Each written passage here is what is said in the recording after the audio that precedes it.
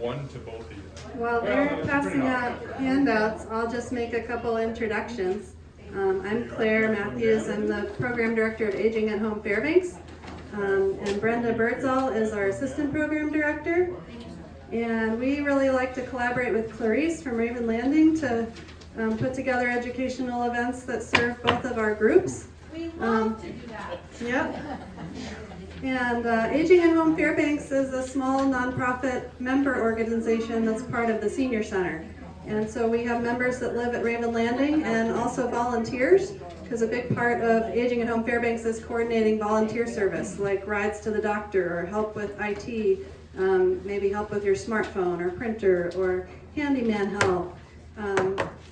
And so we have kind of the volunteer service branch, and we do educational and social events to keep people connected in the community. So that's why you're all here today. And we brought Nick Rasmussen from Foundation Health Rehab Services to talk to you about fall prevention and mobility and strength as you age. So I'm going to hand it over to him to continue. Thanks for coming. Thank you. Hi everybody. Can everybody hear me okay? Yeah. Ooh, got you. My name is Nick Rasmussen. I'm a physical therapist at Fairbanks Memorial at the outpatient clinic over on College on the other end of the building from REI. That's where I spend most of my time during the week. I've been doing physical therapy for going on close to 15 years, getting there. I started out in a brain injury clinic and then did some travel therapy, then worked at a different hospital-based outpatient clinic in South Dakota for a while, and then came up here to Alaska, met a girl, fell in love, bought a house, got a lot of dogs, and we're expecting our daughter coming up. So that was 5 years ago, almost 6 years ago that I came up here. So that's what Fairbanks does. I've spent a lot of my career working with folks with balance issues, falls, weakness, general deconditioning after being in the hospital for X amount of time or due to some other condition or some other reason. So I've seen a fair amount of things. I haven't seen everything. I won't say that I have, and I won't say that I know everything. I do know a fair amount of things. So I'll do my best to answer your questions and give you some direction if I can't answer those questions.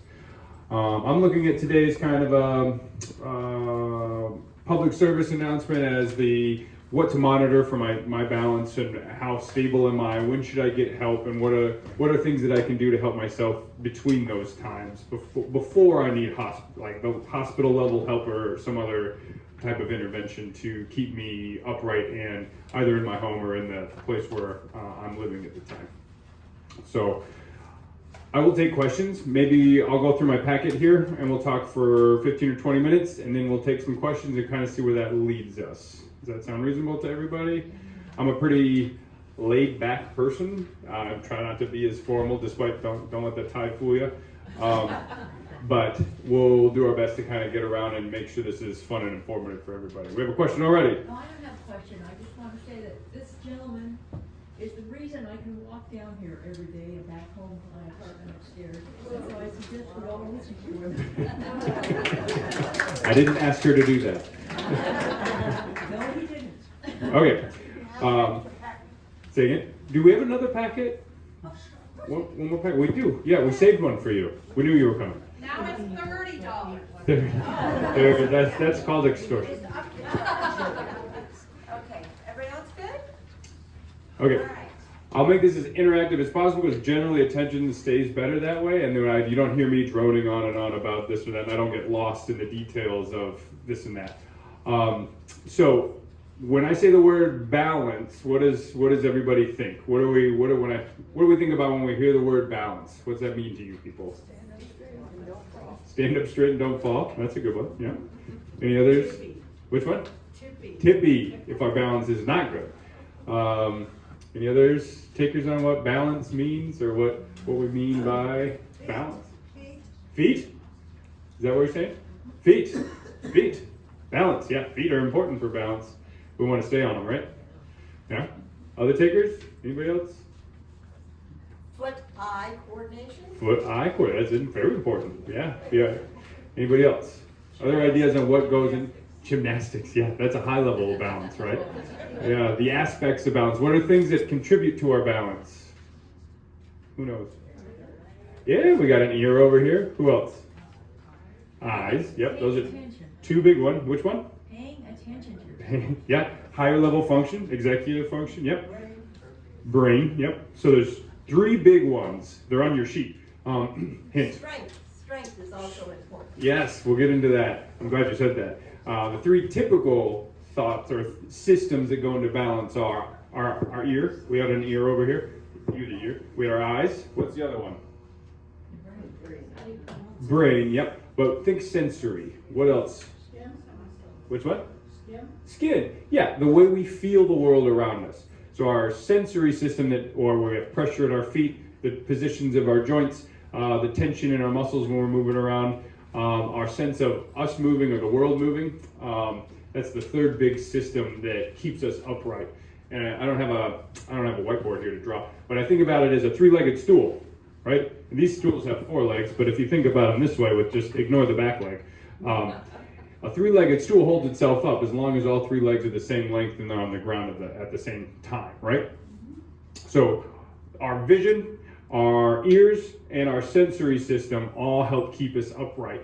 What happens as we age, though? I keep putting my hand up. I'm not asking questions. I just a little bit of a nervous habit. What happens as we age?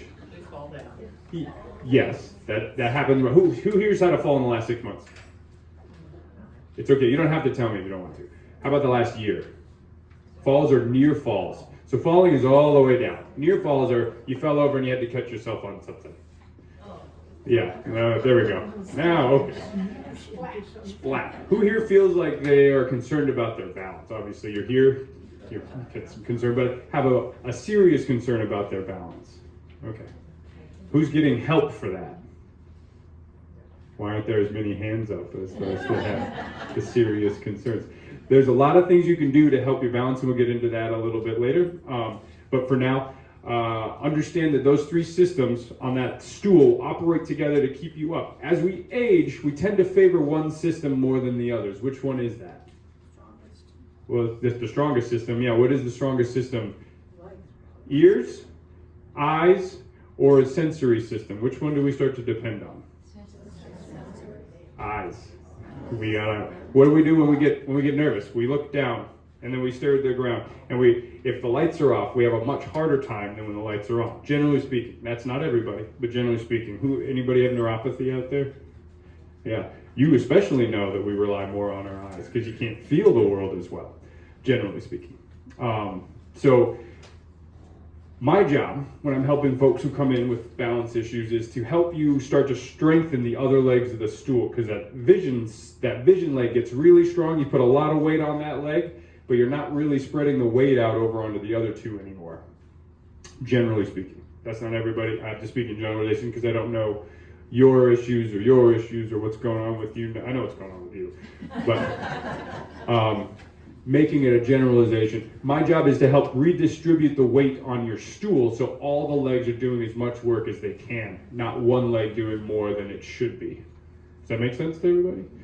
Okay, so helping you relearn how to get your ears involved in helping you maintain your balance, and helping you relearn how to get your sensory system engaged so it learns how to sense the world and you can react faster. Information is only useful as much as we can use it, right? If it's too late, if you start to fall and once you've gone past the point of no return and that's when you realize you're falling, that's too late. We want to use that information sooner. So my job is to help promote that. So these charts here, the top one is to help you see what normal would be like, and that has the three systems in there: the inner ear, the vision, and the proprioception. Proprioception is the feeling the world. It's a fancy word for how you sense where you are in space. If you're sitting at your table and you reach over to grab your cup of coffee and you can do it without looking, that's because of proprioception. You know where your arm is in space. You can find the cup, you can feel it when you pick it up, and you can bring it over to your lips for a sip, and then you can put it back on the table without looking. That's proprioception. The ability to do that, in a broad sense, is proprioception. Okay, it's just that way you feel your body in relation to the world. And then it has kind of a loop system there. That cognition, who said brain when we were asking about balance out there? It's okay. I'm impressed. Most people don't when I talk to them. They say this, the ears or the eyes, or sometimes they say the sensory thing, but rarely do I hear people say the brain. And that's a big part of what we use to integrate all those systems so we know what we're doing. And I think a way to understand that is the more optimal our brain processes information, the faster we can respond to the information that's coming in. So another way to say that is the more readily your brain takes things in, the easier it is to have an output or a motor response, meaning I take a step or I adjust for that thing that I'm sensing is off. So keeping yourself engaged, reading, puzzles, problem solving, anything that keeps your mind active helps promote improved processing up top so that signal or the commands that go out are faster and more accurate or more appropriate for what you're doing. Okay? Any questions with that so far? Okay. The bottom chart on the first page is or a general negative feedback cycle. So people experience a decrease in balance, they start having falls, they start to become fearful of those falls. They then start to avoid or decrease participation in activities. So that's you start to avoid, you remove yourself from chances of falling. Then you start to get weaker, disability increases, and you become less reactive to the world around you. Then you have a further decrease in balance, then you fall more often. Do we see where the cycle's going? So breaking that cycle anywhere in the process is a big part of what I do and what I would recommend to yourselves if you recognize you're in one of those processes, and it can be anywhere. You can correct falls, you can make yourself stronger, you can make yourself more responsive to the environment around you, you can make yourself more confident. A lot of times they lose their confidence, especially if they've had a string of falls in a short amount of time. They tend to get a lot less brave about the world around them, and that turns into a lack of confidence, which that becomes a hard thing to overcome without a little bit of help sometimes. So anywhere in that cycle, you can break it and start working toward reversing the effects of that. If you go to the next page, kind of integrates all those things into it's a fancy, not that one. That one is a picture of the top graph on the first page. So it's showing you the sensory or the ear, the eyes, and then the joint and body position sensing. The third page is the fancy one. And it includes the idea that your brain is impacted or participating. Not used to holding a microphone. Participating in the whole event. It's the linchpin around which everything happens. All those inputs, the sensory, the vision, the inner ear, those are inputs. Those are things coming into the system. What's the output? Movement, yeah. But which movement can be anything like a step or big movement. It can be a little movement too, or if I have a little sway, I just correct that sway. If something happens, the wind blows a little hard and pushes me one way, I correct for it. Usually not at a conscious level, right? We just do it. Sometimes that gets a little, we don't sense it soon enough so that it turns into this, whoa, and we have to consciously correct. So balance training or balance awareness helps reduce that time period from sensation to action. So that loop between sensory to action. Two types of actions that your body will do, or there's reactive, so the wind blows and I have to change, and there's anticipatory, where we know something's coming and we can prepare for it through experience and through anticipation. So if I say I'm going to throw you a 10-pound ball, you're going to hunker down and you're going to get ready for that 10-pound ball. But if I say I'm going to throw this balloon to you and you catch it and it ends up being a 10-pound ball, that's going to change the way you react, right? Are you capable of that reaction? So that's where I come in a lot for that. And some training you can do for yourself. So picking up things and playing catch with somebody while you're standing, or carrying an object that's a little bit unsteady, like a cup of water, across the room and seeing how you do. Those are ways to train those anticipatory reactions and help you become more familiar with what those are. It's a little hard to talk to a group about what to do to promote balanced development or improve on these systems. But generally speaking, standing on surfaces that are a little unsteady, so folding up a towel and standing at your counter in your house or in your room, and working on standing with your feet wide, like this, or standing with your feet together where they're touching each other, like this. I'd stand like a table, but and then seeing how you do, eyes open, and then you practice with your eyes closed. That would be one example of trying to train one of those systems to help improve how you sense the world and then react to the world, or your behavior in the world. Does that make sense? Is that clear? Is that helpful? Okay.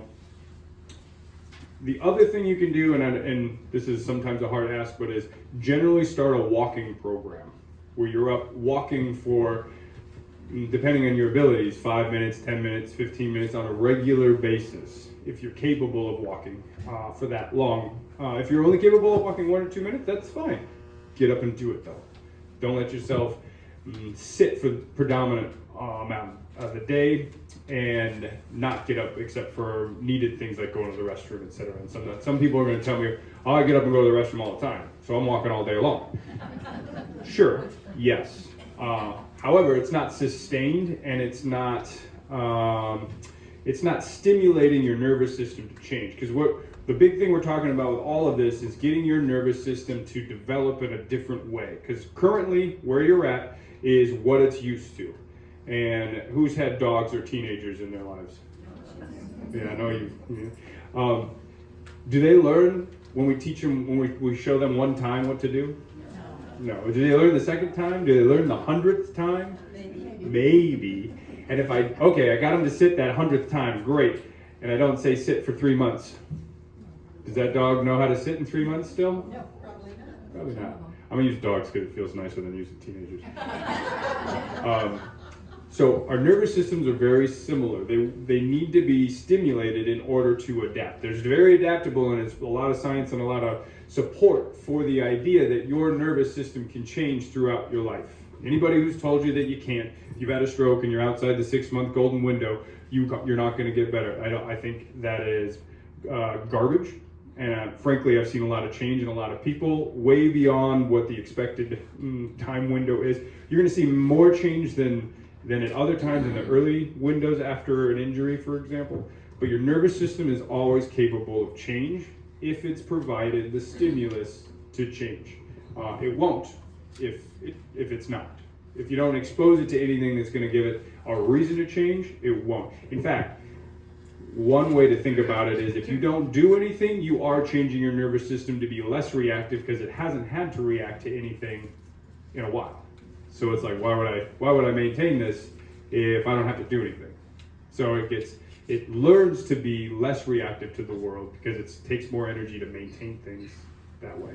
You have a question? Yeah, how do you activate a way to help contain procrastination? Well, nowadays that's $1 billion question. So there's a continuum of readiness to change, right? There's the people who are not ready to change, don't even want to think about it, they have no interest in wanting to change, and then there's the people who are so motivated to change, they're always doing something, and they're always trying to change things. Everyone's somewhere on that scale as far as what we're talking about. My world, I deal with people's behaviors. Everybody, what do PTs do? Who's been to PT? Physical therapy. Yeah. What does physical therapy do? What do we do? Exercise, yeah, okay. Anybody else? Strengthen, okay. Anybody else? Push, yeah, motivate. Learn. The biggest thing I help people do is change their habits. I help you look at what your habits are and what can we change to get you toward your goal, whatever your goal is, whatever you're coming in to see me for. If it's balance, if it's strength, if it's mobility, if it's confidence, if it's falls, whatever it is. I help you change your habits so that we stimulate your nervous system and encourage that adaptation so that we see that change in the future, and you understand what you need to do to get there. And a big part of that is helping you overcome the temptation, we'll say, to procrastinate, put it off. We'll do that tomorrow. Oh, I'll do that another time. I'm not too bad. I'll just wait until it's real bad. I hate that. Knee replacements are a big one. Oh, I need a knee replacement, but I'm gonna wait till it's really bad. Why? There's a solution, and you could not have to wait, and you'll be great for a while, and you'll probably be better than you are now. Why wait? Same thing with balance. All those folks who said they're concerned about their balance, but they're not getting help. Why? Why not? If you're concerned, then that means if you're not doing anything about it, we're waiting for an incident to then trigger help. But why not? Let's get ahead of that and prevent the incident so that you don't need that help. I mean, you do need help. It's just not reactive help. It's proactive help. There's a lot of support for that in the research literature. If you want to know more about that, we can talk more about that. But getting ahead of it, you'll change it more effectively, especially if that confidence piece isn't affected. At least not to the point that you've had a fall and you've broken a hip and now you're always worried you're going to fall and break your hip.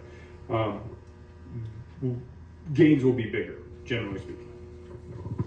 Yes, ma'am. In our wonderful system of insurance, Great question. do they go along with this proactive thing? Yes, if you have worries about your balance, when you go see your doctor, you say, I'm worried about my balance, I want to get PT for that.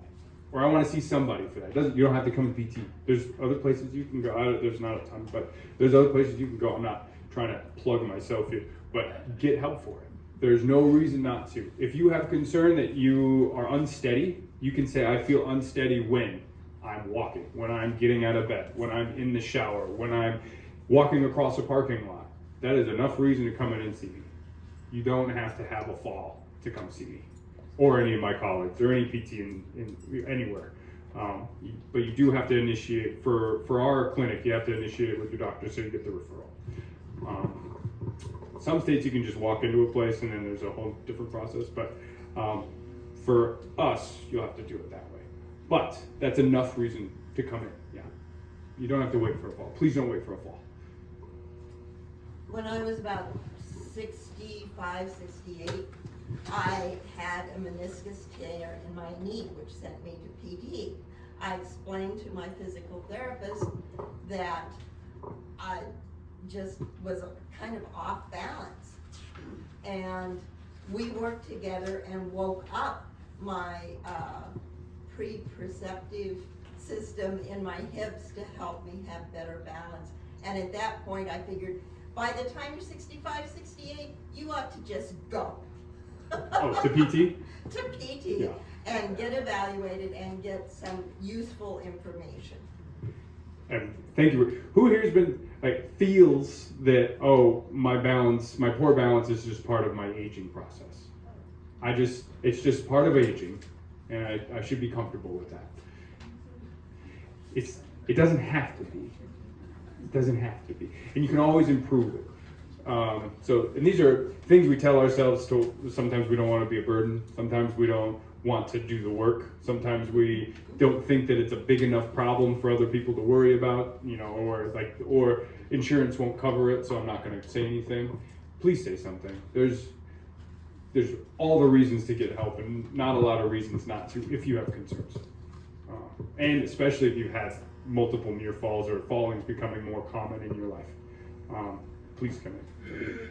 I think that would solve a lot of issues, especially if you want to stay in your own home. A big reason why people leave their home, they have to go into assisted living or more higher levels of care. Falls is a big one, right? They're unsafe in their home. Can't do the stairs, that kind of thing. One of the biggest things you can do, like I was saying earlier, is start walking more often for exercise. I know we made the joke about going to the bathroom, but exercise is deliberate walking with the intent of doing work. It has to feel, it doesn't have. Generally, we want it to feel like work, so your heart's doing a little more work, you're out of breath a little bit, and you're doing one of these when you're trying to do the walk, and you can't You have to get the air. If you're going for a walk and you're having a continuous conversation and telling a long story without having to stop or take a breath or wait for other people to say anything, then you're not working hard enough. We want you to have that heart rate response to develop to stimulate the nervous system so it has to change. Otherwise, you're maintaining at a level you can already perform at, and it's not. It doesn't develop the skills like we would as fast or as effectively as it would if you were working at a higher intensity. And I say the word high intensity, that does not mean you're sweating and on the brink of having a cardiac event because you think that this is how hard I have to work to make things better. It doesn't have to be that way. Just that general sense of who's been like the 0 to 10 scale for pain. Everybody's probably used that scale. 0 to 10 scale for effort, you want to be like a 5, somewhere in the middle, 5 or 6. Okay, if you're like a 2 or 3 walking around at the grocery store, is a 2 or 3 probably, maybe more like a 2. It's just not stimulating enough to make things change. Yes, ma'am. What's your opinion about treadmills? Treadmills are fantastic as long as you're safe using them. If you have any kind of difficulty getting on or off the treadmill, that's a big one. Managing the treadmill and knowing how to stop it immediately if you need to. Understanding that the belt continuously steps. So if you aren't capable of maintaining we call it a cadence, a steady state stepping rate on the treadmill, and you catch your foot a lot or like you kind of stumble on there, that's a very dangerous situation because the belt's not going to stop if you fall. Even if it has the little thing that you clip on yourself, you have to fall and pull that thing off before the belt stops, which is a fair amount of distance and time. It's not going to stop and it's not going to prevent your fall. It's only going to stop the belt so you don't get stuck in this dryer effect and tumble around on the belt. So I love treadmills, especially in Fairbanks, Alaska for the winter. I don't know if anybody's been outside in the last 6 months.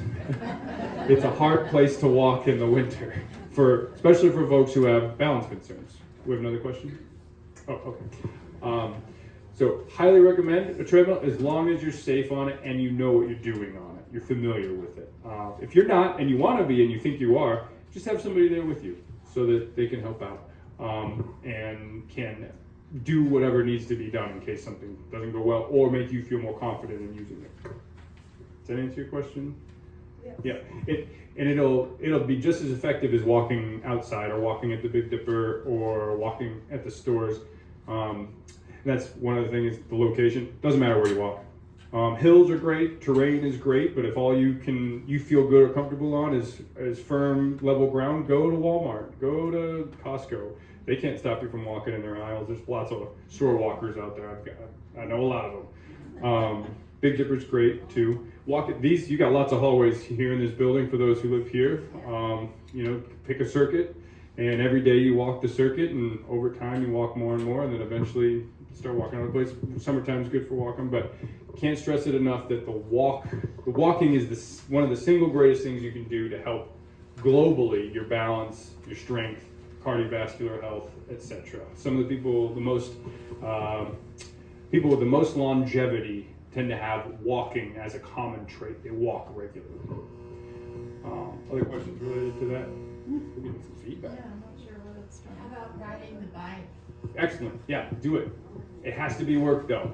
If you're sitting on the bike and the pedals are going around, and again, you're having that long conversation, you're telling somebody that story they've heard 4 or 5 times, and you're not having to interrupt or take that deep breath, you're not working hard enough. We want our heart rates to go up. And it doesn't have to be through the roof. Like, just if your resting heart rate is 70 beats a minute, just get it up to 100 beats a minute. As long as you're medically safe to do so. If your doctor's told you don't let your heart rate go over 100 beats per minute, please don't do that. So honor all of those precautions if you have them. Most people who have that kind of thing know. But generally speaking, we want your heart rate to go up above a normal level for a sustained amount of time. So 10 minutes is usually the cutoff. We want more than 10 minutes. If you can only handle a couple minutes, just do a couple minutes and see if you can work yourself up there. When I say working yourself up there, I don't mean do 3 minutes today and then do 20 minutes tomorrow.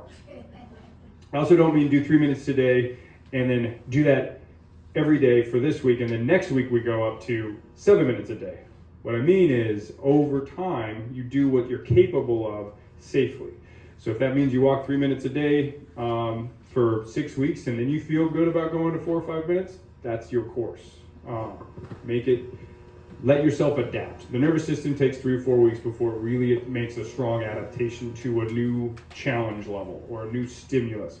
So, which brings me to the next point. If you're practicing balance, if you're practicing strength, if you're trying to do all these things, and you do it once a week or once every couple of weeks, how much change are you going to see? Not a lot. Sorry about the static over there. I'm trying to think what might be. If you have any ideas, I'll try it, but I'm not sure. Might be my watch. Let me take my watch off. It takes regular performance for your nervous system to be convinced that it's a good idea to change. Think about it that way. So the more you do it, the more regularly you do it, the more likely your nervous system is going to respond. That said, if you have an underlying neurologic condition, multiple sclerosis, Parkinson's disease, neuropathy, those things slow things down a bit. But other systems can adapt too. Your muscular system can, your cardiovascular system can, etc., etc. So make sure, if you're trying new things, give them a shot for a while and be consistent. That doesn't mean every day. You could do balance training twice a week, or you can start walking twice a week and call that okay, or call that adequate for a while and see how you feel. See if you notice a difference after 2 or 3 weeks, and then make another change. Okay, 2 times a week of walking, I feel a little bit better. I'm going to increase that to 3 times a week, or I'm going to increase to a little bit longer, but still twice a week, because that's what works for my schedule. I don't stand up here and try to understand or try to tell you that if you don't do things 5 times a week at my rate and on my terms, then you're not going to get better, because all of you have different lives and you have different schedules. I get that. So whatever works for you, making that change or making that behavioral adaptation to your lives, in whatever way makes it successful for you, do that. Try it. See how it goes.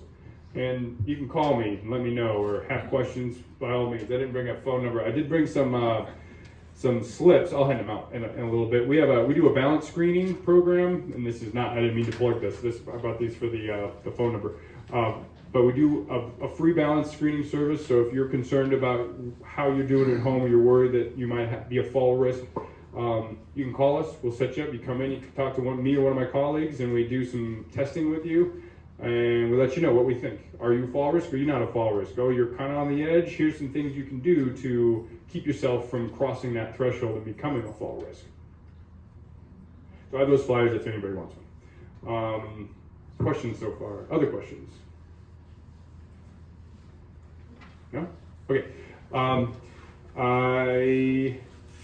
I printed out 2 other pages. One is the input-output. That's just to emphasize that all of those balance things that come in have to be processed, and then they turn into an output. So creating opportunities for that is a good way to train. So one simple one is to perform narrow basis support, standing like we were talking earlier, standing with your feet together. How often do people do that? When's the last time you stood with your feet? Yeah. Well, maybe we'll take a volunteer. Anybody want to volunteer? Come up here. We'll show a few things for standing.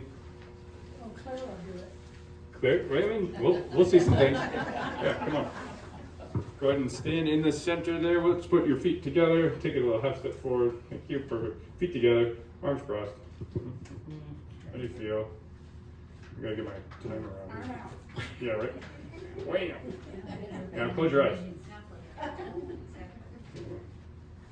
You can see she just moves a little bit more. Now I want you keeping your eyes closed. Turn your head to the left and then to the right, and keep doing that. Speed that up a little faster. Oh, she's pretty good. Okay. Yeah, it's a little more work. Now I want you can open your eyes. Stand on one foot, pick a foot, doesn't matter. Yeah, all the way. Oop, don't let them touch. There we go. Now close your eyes. Whoa. Now Keep it. Whoop. And Try the that's left why foot. you do it at the counter. Yeah. Don't let them touch. And now try to turn your head left and right. What? Yeah. Keep your eyes open. Stand on one leg. Eyes open. Now turn your head left and right. Still a little. Yeah. It's really hard. It is hard. It's hard. It is. So doing this, so you can do this on your own with your feet normal. See how you do. Try to just close your eyes. How does that feel to you? Is that enough to set you off? One recommendation is to do it at the counter. If you have a corner in your counter where one counter meets another one, that's a great place to do it. Put a chair behind you. You're safe on all four sides. Otherwise, try this at home. If you're going to try this at home, make sure somebody's there just in case, until you're comfortable with what you're doing. And then progressing it so that your feet are narrower and narrower until they're touching, and if that's not enough, then you start creeping one foot in front of the other, so you're not going true single leg. You're standing on both feet. We call that in tandem. So those are ways to start to train these systems. Simple ways. Things that if you came into me, this is probably where we would start, is how do you do on these tasks? That's what they do. Thank you. Have you, applause for our assistant here. Thank you. So that's that input-output deal. We have to provide the input for our system to get better at the output. We want our balance to be better, yeah, right? But mostly we're talking about the output. We want our output balance to be better. But for that to happen, we have to provide better input so our output gets more accurate. Okay? And that comes from you. You have to create that through some training. Training that sounds like a practice. There we go. Feels less daunting. Last page is just a schematic of your inner ear. We don't need to go into details on that. Those are just there for your information. Okay, so we talked about those are the sensory systems that feed the brain to create an output to our muscular system. Which one thing that's often missed with, or often not considered when people are thinking about balance is, how do I create the output? Am I capable of creating the output? Do I have the strength to do the thing that I need to do so that I stay stable? How many people have slipped on ice before? How many people have had that, like, where you didn't know and you did one of these, where you're walking and whoa, you do one of those? Okay, a lot of things going on with that, right? We got input, we have that error signal, whoa, something slided, and then we adjust and correct. Yeah? But if I don't have the strength to stand on one leg, and I'm not saying you need full strength to stand on one leg, but if I don't have the strength to shift my weight and then correct on top of that, what do we see? We see my knee buckled underneath of me, or I tried to correct and then I went too far, or I started slipping and I just kept going backwards, or what have you. So a big part of what correcting the balance is generally improving strength, but a big part, I'm going to keep saying a big part, lots of big parts. One aspect of that is how well our joints move. So if I have a really stiff knee and I step on the ice and my knee just won't move, I've got a hard knee, that changes the way my body can react, yeah? Now is my knee stiff because I haven't moved it in a long time? Is it stiff because it's painful? Is it stiff because it's been otherwise, over time has lost a lot of range of motion so it doesn't bend? So one piece that I like to focus on and try to help folks with is increasing our joints' willingness to move. Because the more willing your joints are to move, the more likely they're going to be available for use when you need them. So a big thing, there's that big thing again.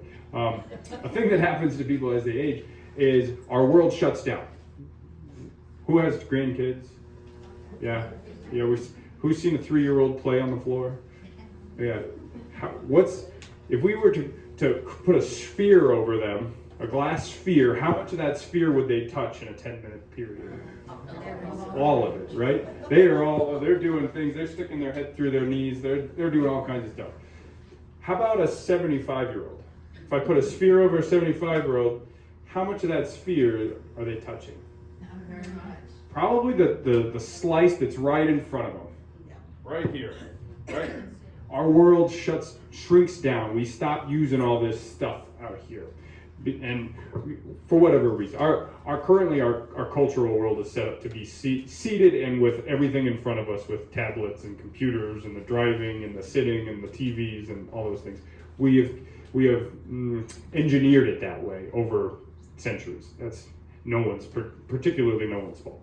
But broadening that, opening yourself up to use parts of the sphere that you haven't been using in a while is a wonderful way to increase the ability or the access to them for times when you need it. So you have a slip and you're on the ice and you got to do that thing. If your hips and joints and your knees and your shoulders and your back haven't done that in a while, it's painful and it leads to a lot of error or inadequate movement for correcting. Yes, ma'am. Do you speak to replacement parts, like knees and shoulders? I talk to them all the time. But yeah, same thing. They need to move just as much, and hips and knees move almost like the anatomical versions, the original parts. A lot of times better than what they had before. So if you had a knee replacement, generally speaking, your new knee moves better than your knee did in the last 5 years before the replacement. Is that what you mean? Yeah, but that happens, and then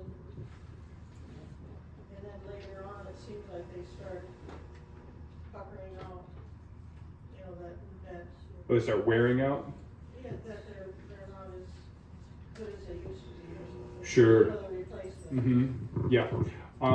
And that could be a couple of things. Generally speaking, after a joint replacement, people are more active because they're engaged in therapy. They're trying to get their knee better. They're doing things deliberately to make the knee successful.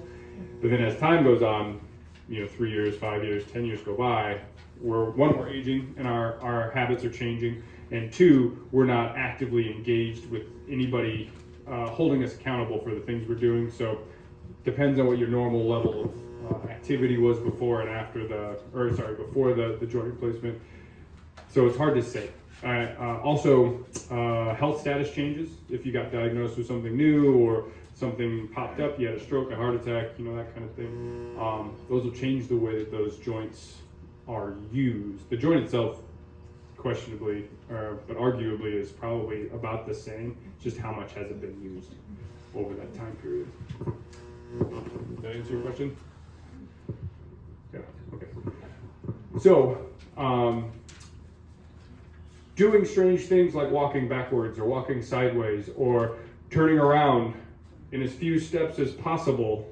So, versus doing the 19-point turn. Or encouraging yourself when you're walking down the aisle at the grocery store to turn your head and look at the things on the aisles instead of turning your body to check out what's going on. Same thing in the car. When you're driving your car and you're checking your blind spot, how many times have you seen this guy?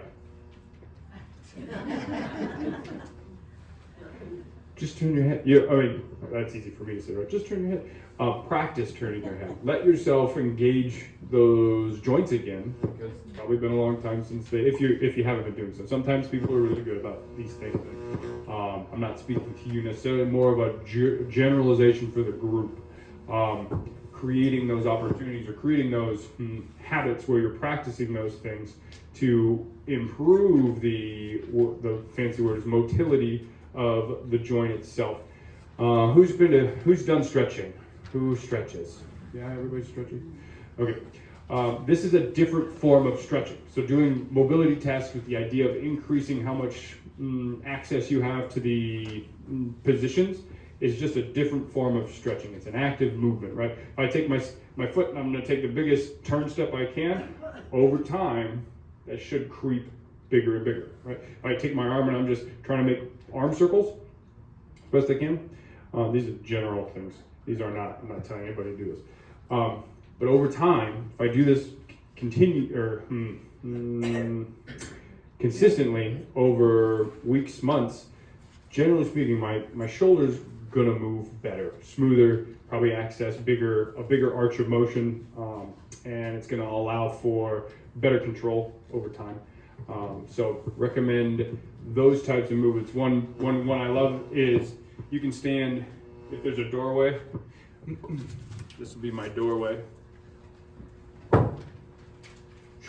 Stand a doorway, you can stand square footed, and you're gonna reach, and you're gonna turn your body to touch the door frame, and then you're gonna turn your body to touch the door frame.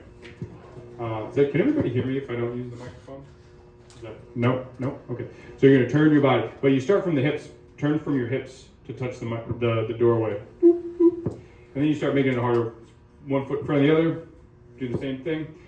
Mostly just getting you out of the normal movement habits that you're used to. Questions with that? No? Okay. Biggest thing you can do is take, oh yeah, we do have a question. So many of the movements that you're doing reminds me of Tai Chi. Yeah, Tai Chi's great. And we do have some Tai Chi instructors in here, so would you recommend that? Yeah, the question is, the movements are similar to Tai Chi, and there are some Tai Chi instructors in the area. Would I recommend? Yes. Yeah.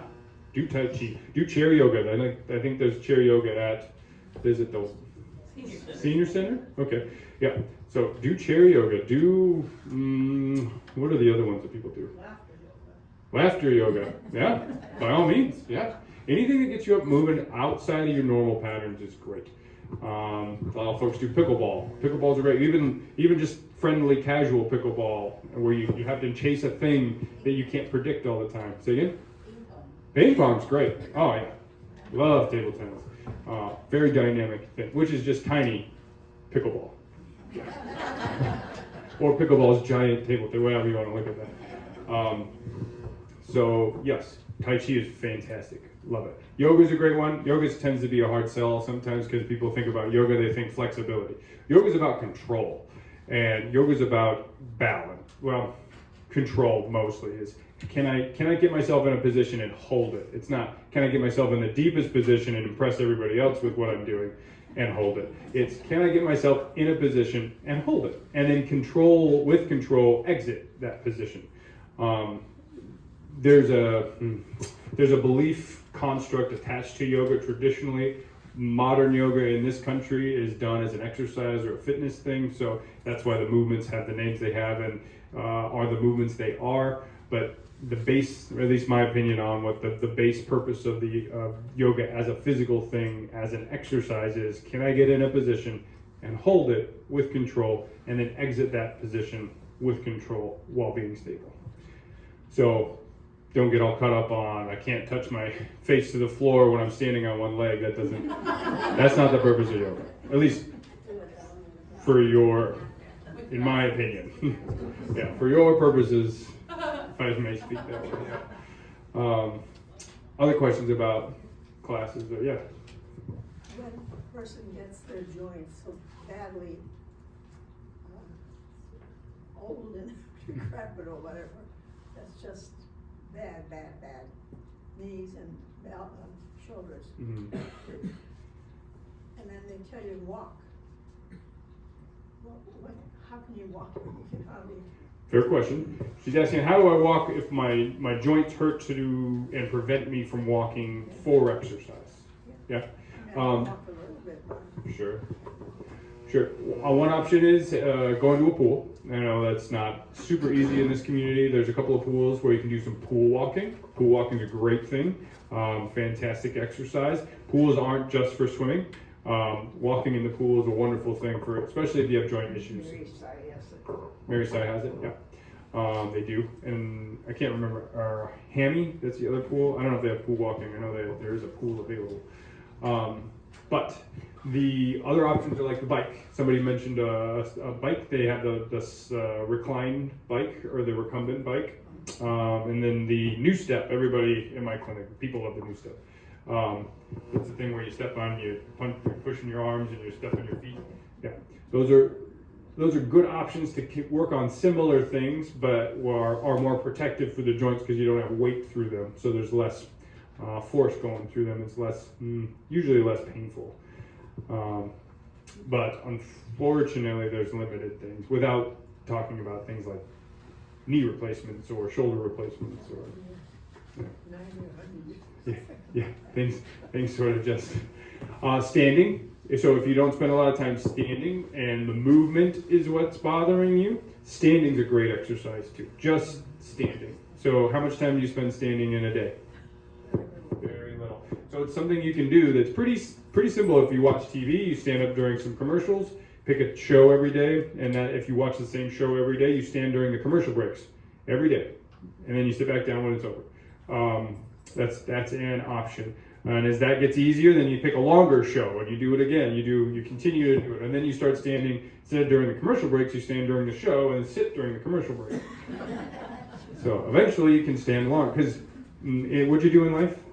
What was you? Teacher. Teacher ski.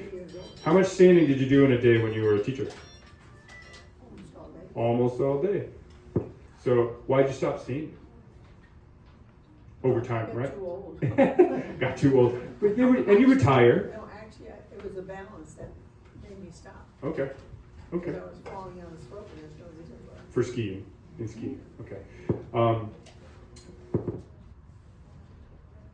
Just standing is a great alternative to walking because you're not doing as much of it. So your body still. So now your muscles are having to hold you up against gravity, especially if you're trying to stand and you have your walker in front of you, but you're trying to stand without it. Don't do it in a way that hurts, but start challenging yourself. How long can I stand? That's a great alternative to the walking bit. Okay. Other questions? We can have general questions now if anybody's got questions. When you go to some therapy place, you just ask for balance. Mm-hmm. I mean, For balance therapy? I've gone to several, but I mean, they walk on this, or I don't know what you do, but anyway, after weeks, no better off than I started. Sure. So, Okay. And I just went there for balance. The question is, can I go to a PT place and just get balance, work on balance? And yeah, like we were talking earlier, you can go in for just balance. If you're not, I will encourage you to be agents for your own care. If you're getting treatment from somebody, and this goes for anything in the medical world, and you're not happy with what's going on, please speak up. Tell somebody. Go to somebody else. It's not worth your time to go somewhere where you feel like your care is not being valued, or your care is not being fully supported or to your satisfaction. Your outcomes might not be what you want, but the care itself should be satisfactory and to your liking. If that's not the case, find somebody else, because you're much more, particularly for the therapy world, you're much more likely to get something out of it if you enjoy what you're doing and you believe that the person has your best interest in mind. Can't stress that enough. And even if it's me, you come to me, you don't like me, that's fine. Let's find you somebody you do like, because that'll make a big difference. So if you're going and you don't feel like what you're doing is making a difference, say something, and they should change. They should help you find some way to feel like you're at least getting value out of what you're doing, because if you're not, then there's no reason to keep going. Other questions?